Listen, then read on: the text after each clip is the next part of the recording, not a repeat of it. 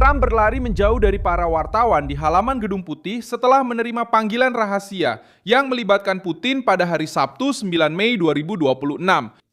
Trump berada di pusat negosiasi mendesak antara Rusia dan Ukraina dengan gencatan senjata selama 3 hari, penangguhan aktivitas militer, dan pertukaran 1.000 tahanan dari masing-masing pihak.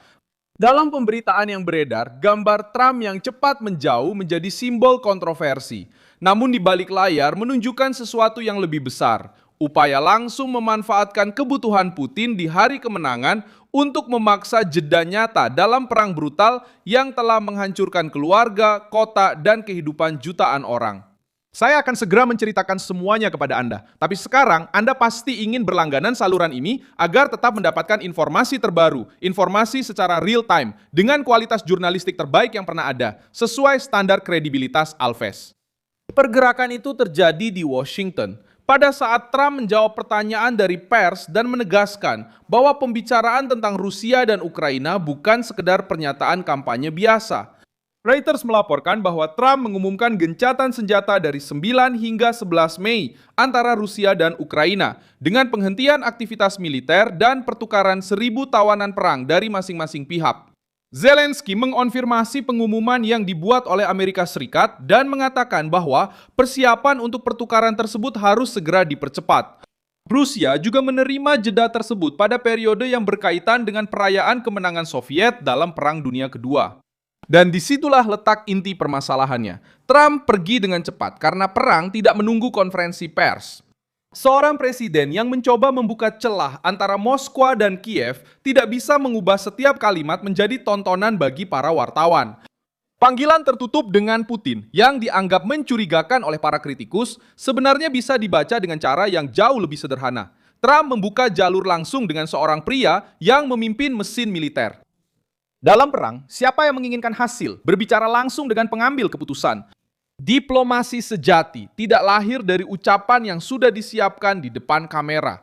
Diplomasi lahir dari tekanan, perhitungan, keheningan, konsesi terbatas, dan tuntutan publik setelah kesepakatan tercapai. Permintaan Rusia memiliki alasan yang jelas. Putin ingin mengadakan parade hari kemenangan di Moskow, di Lapangan Merah, tanpa risiko serangan Ukraina selama upacara berlangsung. Bagi Moskow, parade ini bukan sekedar unjuk kekuatan, memori sejarah, dan kendali internal. Perayaan tersebut berlangsung dengan pengamanan yang diperketat karena kekhawatiran terhadap drone dan dalam format yang lebih kecil. Associated Press melaporkan bahwa parade tersebut lebih kecil, tanpa senjata berat, untuk pertama kalinya dalam hampir 2 dekade, tepat di tengah situasi perang yang berkepanjangan dan kekhawatiran akan serangan. Parade tersebut menyadari kelemahan ini dan mengubah kebutuhan Putin menjadi alat tawar-menawar. Itulah kuncinya. Jika Putin membutuhkan ketenangan untuk memamerkan kekuatan di Moskow, Trump menggunakan kepentingan itu untuk menciptakan jeda yang juga menguntungkan Ukraina. Gencatan senjata itu tidak hanya dipresentasikan sebagai bantuan untuk Rusia, itu juga disertai dengan pertukaran kemanusiaan yang nyata. 1.000 tahanan Rusia ditukar dengan 1.000 tahanan Ukraina. Bagi keluarga yang menunggu kabar tentang tentara yang ditangkap, ini bukanlah hal sepele. Ini adalah kehidupan nyata. Ini adalah orang-orang yang kembali ke rumah. Ini adalah secercah kemanusiaan di tengah perang yang brutal. Zelensky mencoba mengubah peristiwa itu menjadi provokasi politik. Pemerintah Ukraina menerbitkan dekret simbolis yang mengizinkan parade Rusia di Lapangan Merah dan mengecualikan area tersebut dari rencana penggunaan senjata Ukraina selama upacara berlangsung. Pers media Inggris menganggap tindakan itu sebagai sindiran langsung terhadap Moskow. Namun, meskipun ada provokasi tersebut, Zelensky menerima inti kesepakatan yang dirancang oleh Trump. Jeda sementara, pertukaran tahanan, dan membuka peluang untuk pembicaraan baru.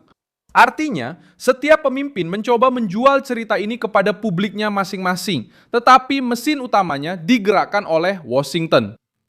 Korban manusia menjelaskan mengapa gencatan senjata ini penting.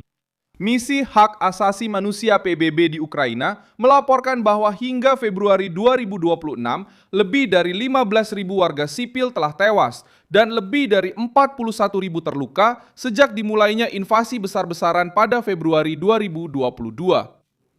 Pada Maret 2026, setidaknya 211 warga sipil tewas dan 1.206 terluka, meningkat 49% dibandingkan Februari. Angka-angka ini tidak mencakup seluruh dimensi militer dari perang, tetapi menunjukkan mengapa bahkan jeda singkat pun dapat memiliki nilai strategis dan kemanusiaan. Gedung Putih perlu keluar dari retorika e colocar alguma coisa de pé. Sejak awal perang, banyak pemimpin barat menjanjikan dukungan, paket bantuan, sanksi, dan pernyataan keras. Trump mencoba jalan lain, menelpon Putin, berbicara dengan Zelensky, dan memaksa pembuktian di depan publik. Parade di Moskow juga mengungkap tekanan terhadap Putin. Seorang pemimpin yang harus mengurangi upacara militer tradisional, memblokir internet seluler di beberapa wilayah, dan memperketat keamanan terhadap drone. Não está em posição confortável. Al Jazeera melaporkan bahwa Rusia memutus internet seluler di Moskow dan kota-kota lain dengan alasan kekhawatiran terhadap drone sebelum parade 9 Mei. Ini menunjukkan bahwa perang telah mencapai jantung simbolis kekuasaan Rusia. Trump tidak mengabaikan hal ini. Langkah berikutnya kini sangat sensitif. Gencatan senjata 3 hari harus dipatuhi di lapangan, di mana Rusia dan Ukraina sudah saling menuduh melakukan pelanggaran pada jeda-jeda sebelumnya. Pertukaran tahanan membutuhkan daftar, transportasi, verifikasi, dan koordinasi antara tim militer dan diplomatik. Setelah itu, Trump mencoba mengubah jeda singkat menjadi ujian untuk sesuatu yang lebih besar.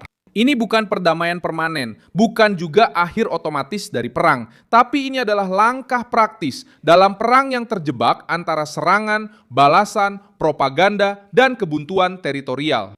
Dalam sejarah, gencatan senjata singkat seringkali dimulai sebagai isyarat terbatas dan berubah menjadi jalan keluar untuk konflik yang lebih besar. Di Korea, Dwight Eisenhower mengambil alih jabatan Presiden Amerika Serikat dengan janji untuk mencari jalan keluar dari konflik yang buntu, mahal, dan berdarah. Negosiasi sudah berlangsung selama bertahun-tahun, tetapi kombinasi tekanan militer, diplomasi keras, dan negosiasi tentang tahanan membuka jalan bagi gencatan senjata pada 27 Juli 1953. Perjanjian itu tidak menciptakan perdamaian yang sempurna, dan semenanjung itu tetap terbagi. Tetapi pertempuran terorganisir berakhir, zona demilitarisasi didirikan, dan repatriasi tahanan diatur. Contoh ini membantu memahami logika Trump. Tidak semua gencatan senjata terbatas itu sepele. Terkadang, itu bisa menjadi langkah nyata pertama untuk menahan perang yang tampaknya mustahil dihentikan. Negosiasi internasional lainnya juga menunjukkan bahwa pembicaraan di balik layar bukanlah skandal itu sendiri. Di Camp David, pada tahun 1978, Jimmy Carter mengumpulkan Anwar Sadat dan Menachem Begin dalam negosiasi tertutup yang membuka jalan bagi perjanjian antara Mesir dan Israel. Di Dayton, pada tahun 1995, diplomasi Amerika Serikat membawa para pemimpin Bosnia, Kroasia, dan Serbia ke pangkalan udara di New York, jauh dari tekanan publik secara langsung. Dan dari situlah lahir kesepakatan yang mengakhiri Perang Bosnia. Kasus-kasus ini tidak dibangun dalam konferensi pers terus-menerus. Semuanya dilakukan di lingkungan yang terkendali. Trump berbicara dengan Moskow karena Moskow mengendalikan pasukan, serangan, dan tuntutan. Dia berbicara dengan Kiev karena Ukraina harus menerima jeda apapun yang benar-benar berdampak di medan perang. Dan dia segera meninggalkan para wartawan karena pada saat itu setiap kata yang diucapkan di depan umum bisa mengganggu proses yang masih sensitif. Media besar menginginkan sebuah momen yang memalukan. Trump memberikan sebuah keputusan, menghentikan tembakan selama 3 hari, membebaskan para tahanan dari penawanan, dan menguji siapa yang benar-benar mau mengubah simbolisme menjadi hasil nyata. Putin ingin menjaga hari kemenangan. Zelensky ingin mendapatkan kembali para tahanan dan mempertahankan posisinya di hadapan rakyatnya sendiri. Trump melihat kedua kepentingan tersebut dan merancang sebuah jalan keluar yang mungkin. Saya Milson Alves News dan tujuan saya adalah memberi Anda informasi yang benar setiap hari. Tautan berita ada di deskripsi video. Beri like pada video ini, berlanggananlah ke kanal, dan di akhir, lihatlah komentar-komentar agar Anda semakin terlibat dengan komunitas Milson Alves.